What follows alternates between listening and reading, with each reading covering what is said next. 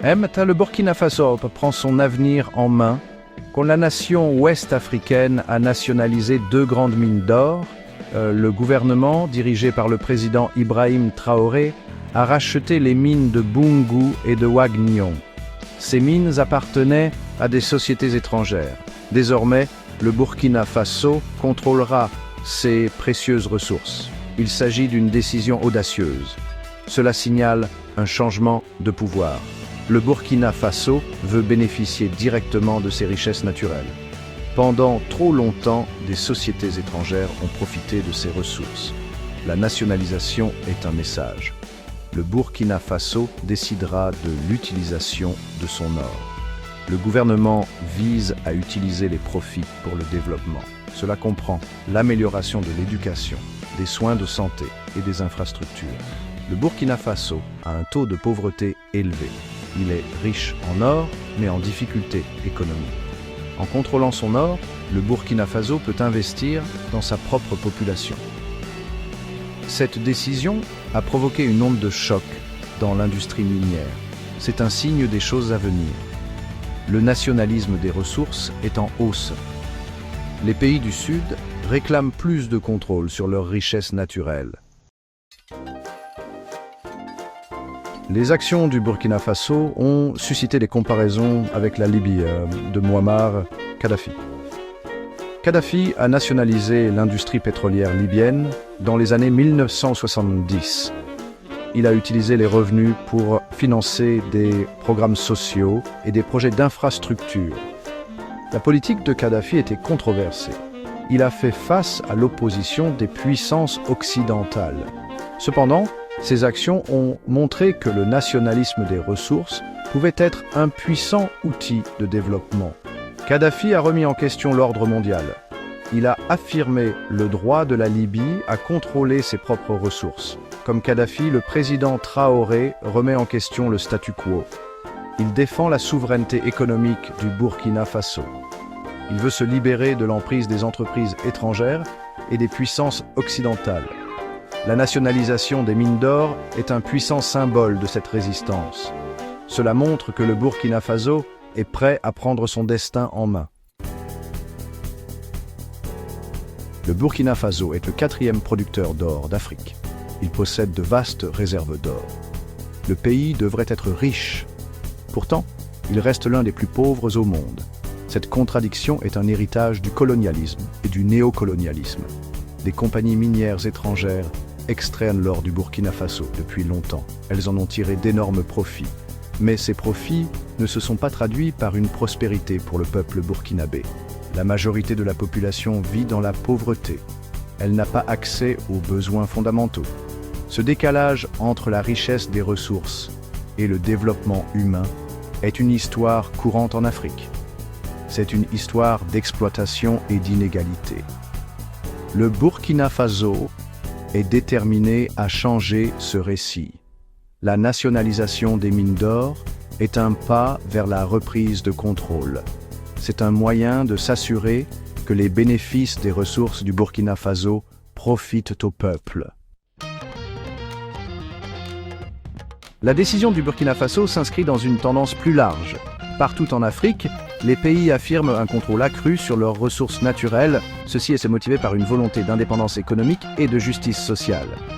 Pendant des décennies, les nations africaines ont été enfermées dans une relation inégale avec l'Occident. Elles ont exporté des matières premières à bas prix. Elles ont importé des produits manufacturés à des prix élevés.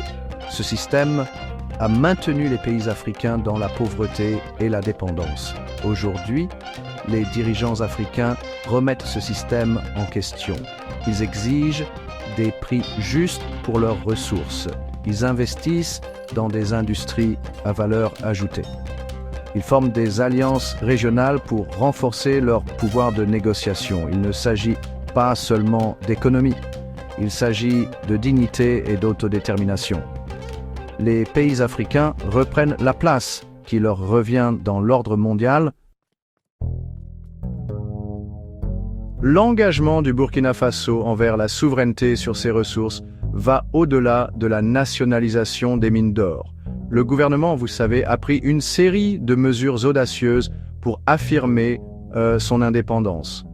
En 2023, le Burkina Faso a expulsé les troupes françaises de son sol. La France, comme beaucoup d'entre nous le savent, a une longue histoire d'intervention militaire dans ses anciennes colonies. Cette décision a clairement signalé la détermination du Burkina Faso à se libérer de l'influence néocoloniale. Le gouvernement a également approuvé la construction de la première raffinerie d'or du Burkina Faso. C'est honnêtement une avancée majeure. Cela permettra au pays de traiter son or sur place, créant de la valeur ajoutée et des emplois pour sa population. De plus, le Burkina Faso s'est associé au Mali et au Niger pour former l'Alliance des États du Sahel. Cette alliance, vise à renforcer la coopération et la sécurité régionale. Ces actions, sans aucun doute, démontrent l'engagement du Burkina Faso à tracer sa propre voie. Le pays se libère des chaînes du passé. Il construit un nouvel avenir, fondé sur l'autonomie et la solidarité panafricaine. Sixième partie, un paysage en mutation. L'impact sur les géants miniers mondiaux. La politique de nationalisation du Burkina Faso a créé des remous dans l'industrie minière mondiale. Les compagnies minières étrangères sont confrontées à une nouvelle réalité. L'ère de l'accès illimité aux ressources de l'Afrique est, disons, révolue. Des sociétés comme Endeavour Mining, Nordgold et B2Gold ont des opérations importantes au Burkina Faso. Elles sont maintenant aux prises avec les implications de la nouvelle politique. Certaines entreprises pourraient choisir de se désengager. D'autres pourraient chercher à renégocier leurs contrats. La nationalisation envoie un message clair. Les compagnies minières étrangères sont les bienvenues au Burkina Faso, mais elles doivent opérer selon les conditions du pays. Elles doivent contribuer au développement du pays. Elles doivent respecter la souveraineté du pays. Ce changement dans la dynamique du pouvoir ne se limite pas au Burkina Faso. C'est une tendance qui se manifeste dans tout le Sud. Les pays riches en ressources naturelles exigent une plus grande part des profits provenant de leurs richesses naturelles. Septième partie. Le pari économique. Risques et récompenses du nationalisme des ressources. La politique de nationalisation du Burkina Faso est, disons, un pari. C'est un pari audacieux sur l'avenir du pays. Il y a des risques, cela ne fait aucun doute. Mais il y a aussi des récompenses potentiellement énormes. L'un des risques est que les investissements étrangers dans le secteur minier diminuent. Les compagnies minières pourraient hésiter à investir dans un pays où les règles du jeu changent. Un autre risque est que le gouvernement ne soit pas en mesure de gérer les mines efficacement. Les entreprises d'État peuvent être inefficaces et, vous savez, sujettes à la corruption. Cependant, les récompenses potentielles sont importantes.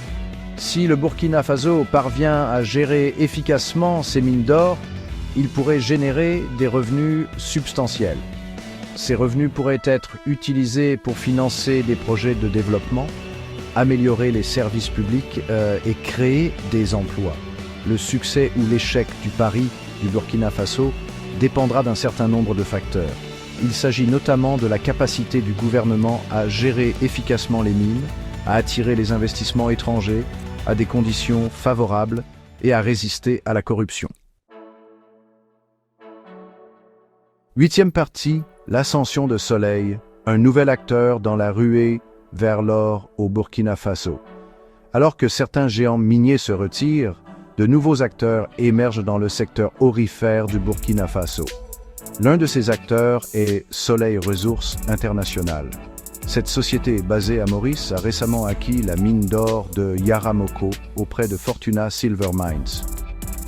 Fortuna, une entreprise canadienne, a invoqué la difficulté du climat des affaires au Burkina Faso pour justifier son départ.